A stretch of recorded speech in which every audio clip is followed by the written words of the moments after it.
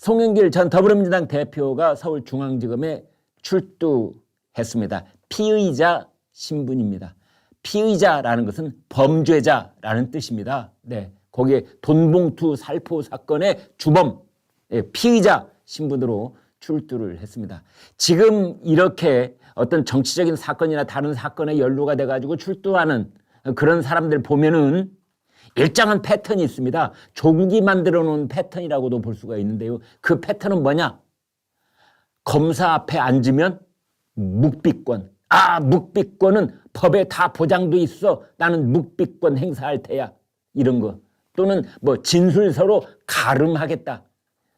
조국한테서 받고 이재명한테서 받고 이제 송영길이 그걸 시전할 차례입니다. 그런데 이 사람들의 공통된 특징, 들어가기 전에 또 기자들 앞에서는 입장문이라는 걸 읽습니다. 송영길은 본인이 협객이라도 된 것처럼 그렇게 지금 코스프레를 하고 있는데 로빈 후드의 본인을 비유했답니다. 로빈 후드.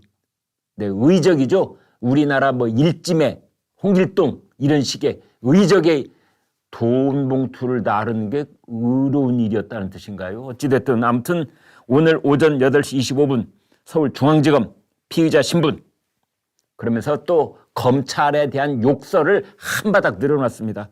정치적 기획수사하고 있다. 증거 조작을 하고 있다.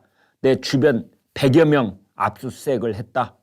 증거 조작, 별건 수사, 온갖 회유, 정치화된 특수부 검사 맞서 싸우겠다. 이런 말을 쭉 얘기를 했습니다.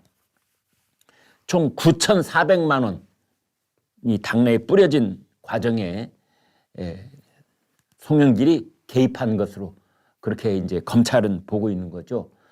돈봉투 뭐 300만 원 들어있는 거 20개 그래서 그게 300만 원 곱하기 20 하면 6천만 원이잖아요. 그게 아니고 9,400만 원, 9,400만 원, 3,400만 원이 더 늘어났습니다.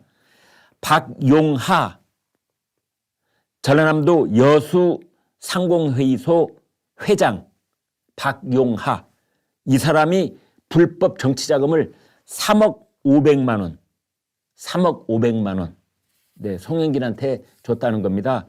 평화와 먹고 사는 문제 연구소라는 그 송영길을 위한 외곽 후원단체가 있지 않습니까? 그쪽으로 그 돈이 갔다는 겁니다. 여수에 사는 기업가가 묵비권 행사하겠다는 거고 자기는 돈봉투 전혀 몰랐다 하는 거고 윤관석, 이성만 두 의원들에게는 인천 지역구에 있는 의원들입니다. 죄송하고 안타깝다 이런 건데요. 오늘 피의자 조사를 마친 다음에 그 다음 뭐가 기다리고 있다? 그렇습니다. 구속영장이 기다리고 있습니다. 검찰은 오늘 피의자 조사, 피의자 조사를 하는 이유는요. 구속영장을 청구하기 위해서 형식적인 요건이 거기에 들어간다 이렇게 볼 수 있습니다.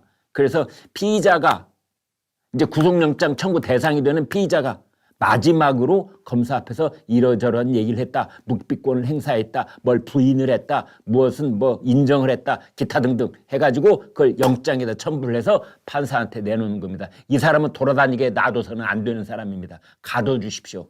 이제 이게 나머지 절차입니다. 따라서 송영길은 크리스마스를 집에서 보낼 가능성, 깜빵에서 보낼 가능성 이제 그 양쪽을 놓고 이 절차가 시작된다. 이렇게 보시면 되겠습니다. TV조선이 단독 보도한 게 있는데요. 이스타 항공 그 이상직 전라북도 전주 지역구로 국회의원을 했던 이상직 한 500억 정도 횡령 그 혐의로 유죄 판결을 받았던 이상직 이제 그 사람이 태국의 자회사, 말은 자회사인데 어떻게 보면 유령회사 비슷한 겁니다. 하나 만듭니다. 거기에 타이 이스타 제트. 그리고 거기에 대표를 한 사람 시키는데 그 사람 이름이 박석호. 박석호. 그런데 이상직이 감옥에 있으면서 그 박석호한테 옥중 편지를 썼던 두 통이 이번에 새로 TV조선에 의해서 취재가 된 겁니다. 그 편지의 내용은 뭐냐?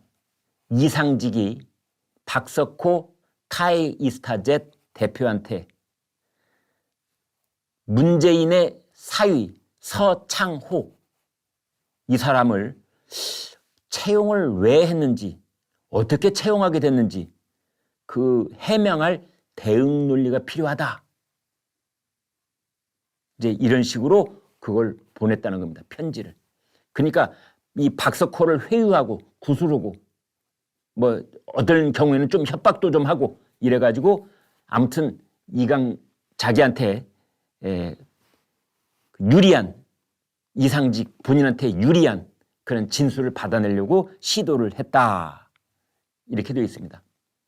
문재인 전 대통령의 사위 이 서창호 이 사람은 월급을 800만 원, 그 다음에 거기 이 숙소 거주지가 있을 거 아닙니까? 거기 월세 375만 원을 타이이스타젯에서 매달 이렇게 지원하는 것으로 그런 사실이 새로 밝혀지기도 했습니다.